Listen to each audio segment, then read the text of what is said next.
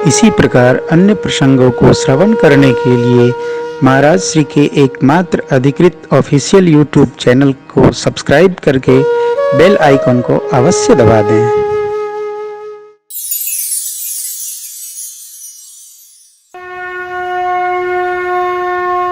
प्रभु, सरकार की सेना में नल नील नामक 2 कपि हैं। बचपन में मुनियों ने आशीर्वाद दिया था तो श्राप राम सेवा में लगने के कारण श्राप भी आशीर्वाद बन गया। उनके स्पर्श मात्र से पत्थर तैरेंगे, मैं भी शांत हो जाऊंगा। हे नाथ, इस प्रकार आप पुल बंधन करिए, सेना पार उतरे, फिर और आपकी जो मेरी को आज्ञा हो वो मैं करूं। भगवान ने कहा, इस बाण का क्या करूं? समुद्र जी कहते हैं, उत्तर दिशा की ओर सरकार भेजिए, हमारे क्षेत्र को, इस तट को असुर लोग अपावन करते हैं, उनका विनाश हो। भगवान ने तुरंत पीड़ा हरण कर लिया। प्रभु के सिर चरणों में प्रणाम करते हुए समुद्र जी विदा लिए। बाबा कहते हैं, निज भवन गवन सिंधु श्री रघुपति मत भायो, यह चरित कलिमल हर जथा मचिता तुलसी गायो। सुख भवन संशय समन धवन विषाद रघुपति गुण गरम हरि सकल आस भरोस गावै। नहीं संतत सच मना नहीं संतत सच मना नहीं संतत सच मना। सकल सुमंगलदायक रघुनायक गुणगान, सादर सुनहि सिंधु बिना जय। आदर पूर्वक जो सुनेगा क्या? भगवान का गुणगान। क्यों? ये सकल सुमंगलदायक है रघुनाथ जी का गुणगान। सुंदर मंगल दिव्य भाव से परिपूरित लीला चरित्र, कितना भी कहो तो कम ही लगता है। हो चरित सिंधु गिरिजा रमन बेदन पावहि पार। और राम कथा अरे अपार, सुनो गिरिजा हरि चरित सुहाए। विपुल विशद निगमागम गाए, हरि अवतार हे तुझे ही होई। इद मिथम कही जात न सोई। इतना अपार है वो, समुद्रवत चरित्र है भगवान का। आगे के कांड का नाम है युद्ध कांड। युद्ध कांड के प्रारंभ में काल का वर्णन है। समुद्रदेव के वचन को स्मरण करके भगवान ने सचिवों को बुलाया और कहा, विलंब न करिए, तत्काल लाइए प्रस्तर और पुल बंधन हो। पुल बनते भगवान ने अपने इष्ट देव भगवान शिव के दिव्य लिंग की स्थापना की। एक बार भाव श्रद्धा से बोलिए, बोलिए रामेश्वर भगवान की। सेतु पर चढ़ने के पहले भगवान ने शिवलिंग की पूजन की है। सरकार ने पूजित किया, नाम दिया राम जी के ईश्वर रामेश्वर। महिमा गान किया, गंगा जल चढ़ाएगा ये फल होगा, दर्शन करेगा लोक पधारेगा, आदि आदि भगवान स्मरण कराते। पार होकर भगवान सुबेल पर्वत पर पहुँचे। चंद्रमा के दर्शन का प्रसंग है। रावण अपने अखाड़े में आ करके और नृत्य करवा रहा है, देख रहा है मंदोदरी मैया के साथ। भगवान ने लीला किया। एक ही बाण में रावण के मुकुट, माँ के कर्णफूल, मंगलसूत्र सब हरण कर लिया, वहीं गिर पड़े। रावण सोचा पूरी सभा विखंडित हो जाएगी, सब हरास होगा सबको। तो रावण ने बड़ी युक्ति लगाई और कहा, जिसके सिर गिरने से भी मंगल होता है, उसके मुकुट गिरने से कौन मंगल हो जाए। मौजो, सब लोग आनंद में रहो, मौजो मौजो, शांत। परंतु मंदोदरी मैया समझ गए। देखिए, शकुन तो पुरुष के समझ में आता है, लेकिन अपशकुन जब होता है तो माताएं प्रथम समझ जाती। माताओं के मन में अपशकुन सुनकर, देखकर, समझकर उद्विग्नता हो जाती है। मंदोदरी मैया समझ गई। फिर तो सब बंद हो गया। पहुँचे निज प्रसाद की ओर और इधर परमात्मा ने राय किया क्या किया जाए। जामंत बाबा ने कहा प्रभु अंगद जी को शांति दूत बनाकर एक बार और भेजा जाए। भगवान ने अंगद जी को शांति दूत बनाकर रावण के पास भेजा। आप जानते हैं अशांत व्यक्ति को शांति समझ में नहीं आती। जो अंदर से अशांत है उसको शांति की बात समझ में नहीं आती। शांति समझने के लिए व्यक्ति को स्वयं शांत होना होगा और शांत होने पर ये मुख स्वयं बोलता है। अंदर की अशांति मुख पर आ जाती है।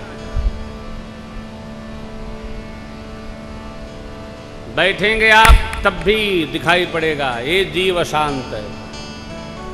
अरे 15 मिनट जो शांत बैठ नहीं सकता उसके पास शांति देवी का आगमन भी नहीं होता।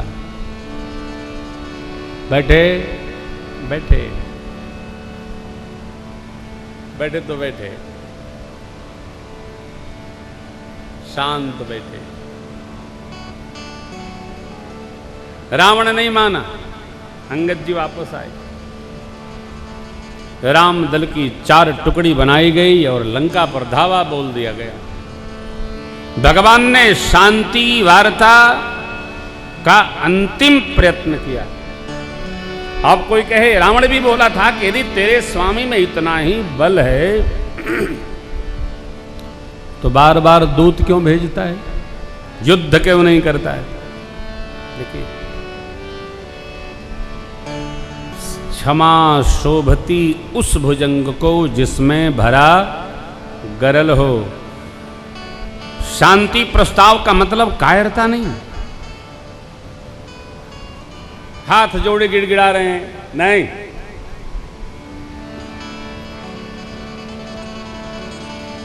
किसी भी प्रभुता संपन्न व्यक्तित्व में अपने व्यक्तित्व की विराटता समाहित होनी चाहिए। आदमी सिर पर न बैठ जाए इसके लिए फन में फुफकार आवश्यक है, चाहे भले न डसो। वीरत्व का दर्शन होना चाहिए। हमारे कोई देवता आयुध सहित हैं, कोई आयुध रहित नहीं है। और ध्यान रखिएगा कोई भी देवता आयुध लेकर नहीं चलते, जब संकल्प लेते हैं तो आयुध आ जाता है। समझदार व्यक्ति हथियार लेकर नहीं डोलता, हथियार सेवक रखते हैं। और जो हथियार अपने पास लेके चलते हैं वो खतरे में पड़ते हैं। जितने लोग जाते हैं सब क्या बिना हथियार वाले होते हैं क्या? हथियार सबके पास होता है, इसलिए पता न चले, तैयारी हो, सावधान। भगवान ने यही तो नीति यहां बनाई। पहले दिन के युद्ध में रावण की आधी सेना मित्र मार दी गई। दूसरे दिन नारायणतक देवांतक आदि का वध हुआ। तीसरे दिन शक्ति का प्रसंग है। चौथे दिन गति हुई है। बाबा लिखते हैं कुंभकर्ण घननाद कर बल पौरुष संघार। कुंभकर्ण को गति दिया प्रभु ने। अरे तो बेटा अतिकाय शरीर इसका। फिर मेघनाथ को लक्ष्मण भैया ने मारा। राम रावण युद्ध के पहले भगवान के जितने परिकर हैं, जामवंत जी, अंगद जी, हनुमान जी, सुग्रीव जी, विभीषण जी, सब रावण से युद्ध लड़े। देवता आकाश में आकर पुष्प लेकर प्रतीक्षा करने, भगवान हम मारे तम मारे।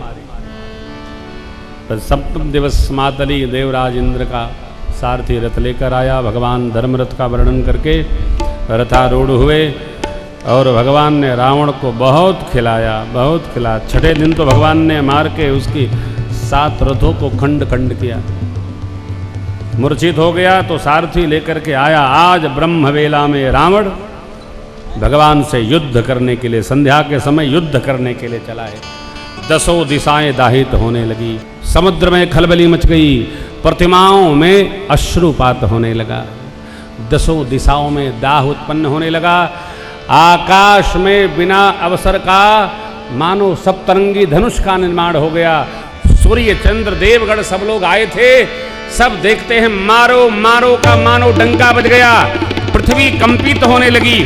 भगवान ने विभीषण जी की ओर देखा, विभीषण जी ने जब भगवान से कहा रावण के नाभि में अमृत है प्रभु, एक साथ 31 बाण अनुसंधान किया जाए, परमात्मा ने एक साथ 31 बाण अनुसंधान कर लिया।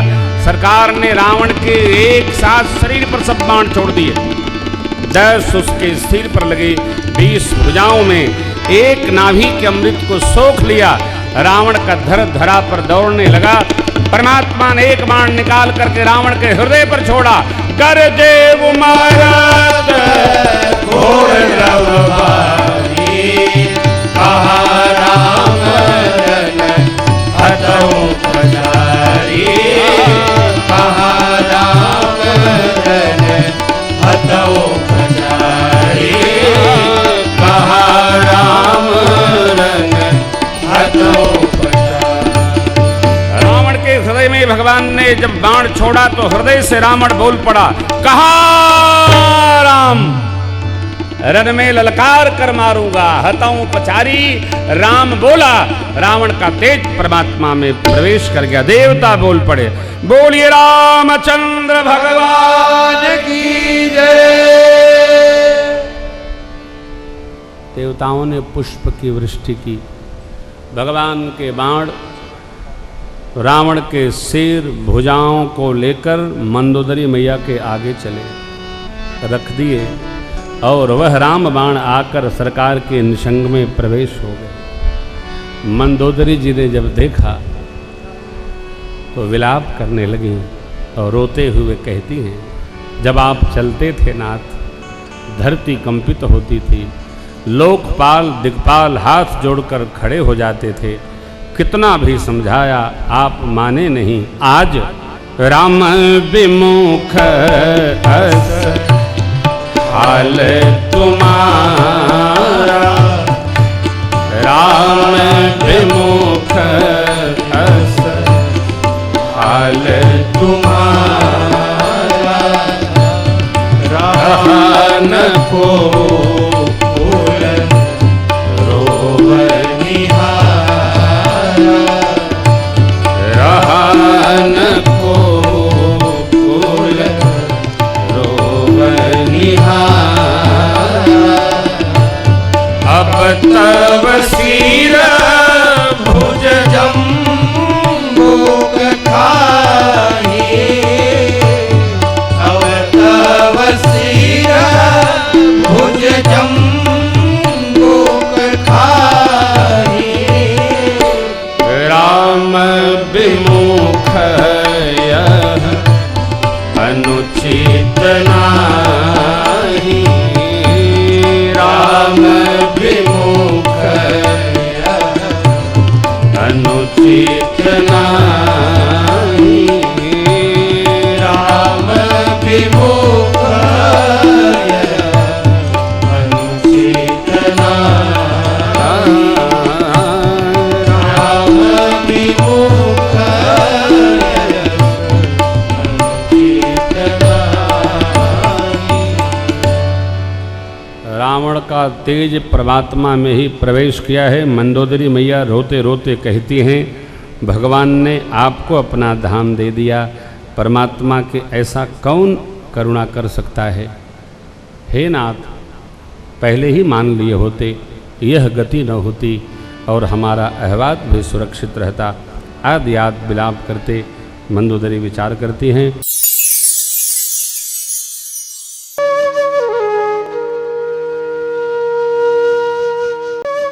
इसी प्रकार अन्य प्रसंगों को श्रवण करने के लिए महाराज श्री के एकमात्र अधिकृत ऑफिशियल यूट्यूब चैनल को सब्सक्राइब करके बेल आइकन को अवश्य दबा दें।